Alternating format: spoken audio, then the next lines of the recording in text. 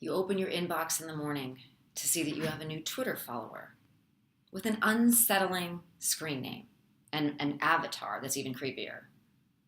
Are you frightened or flattered? It depends on who you are, and it depends on how old you are. What modern teens fail to realize is that the monster does not lurk under the bed, but behind the computer screen. Kids today are more active on the internet than ever before, on a continual quest to outdo each other in a game of who can go viral the fastest. They often post shocking and provocative content that makes many adults blush.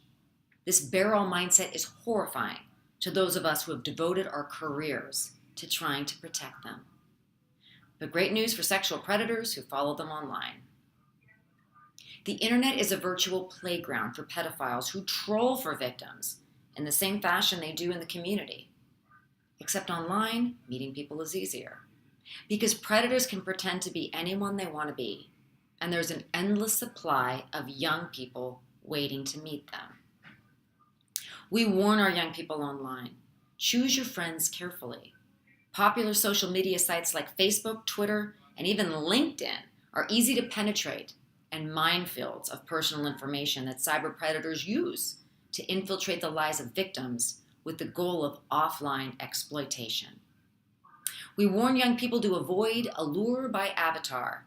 News flash to young women, don't make yourself more alluring than you already are to cyber predators by posting a racy avatar and a provocative screen name. Yet don't make anybody else a target either by using a false photo or false name, because you could be endangering others. Practice safe cybersecurity.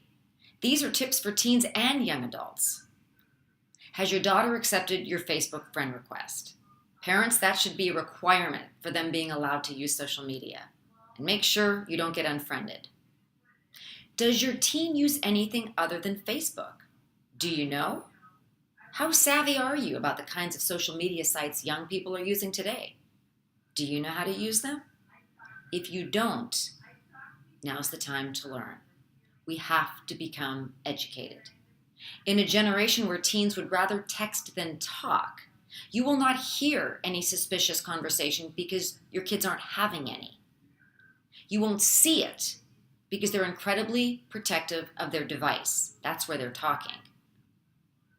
You would not approve of your teenage daughter's 30-something online boyfriend. That is why you don't know he exists.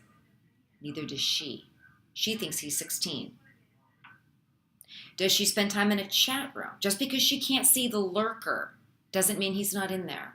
Cyber predators find victims in chat rooms and social media websites where teens are talking with same-aged friends. Be wary of strangers who introduce themselves for the first time in that type of forum and have a social media profile that only features one photo. Relaxed privacy settings make cyber stalking easier. When social media platforms reduce privacy settings, they give young people the chance to expose themselves online to a bigger audience, and that's exactly what they do. Many teens jump at the chance for this exposure. In a world where success is measured by the number of Twitter followers, Facebook friends, and YouTube views, many young people relish the opportunity to gain more publicity. Anyone who's worked in the field of law enforcement or security knows perception is key. Yet the ability to accurately perceive online and judge credibility is a multifaceted analysis, especially when you're trying to investigate in cyberspace. There's much we can learn from cutting-edge psychological research that reveals how we can read these predators through their online profiles and how personality is expressed in cyberspace.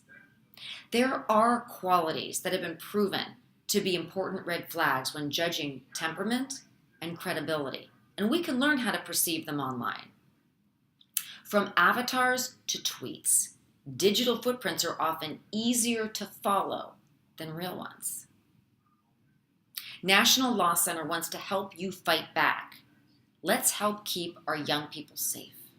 We train everyone from community groups to law enforcement, and we address the practical aspects of having so many of our young people online, including how we can monitor internet behavior, how to spot red flags of cyber predators, and what we can do. To learn more, Contact National Law Center today.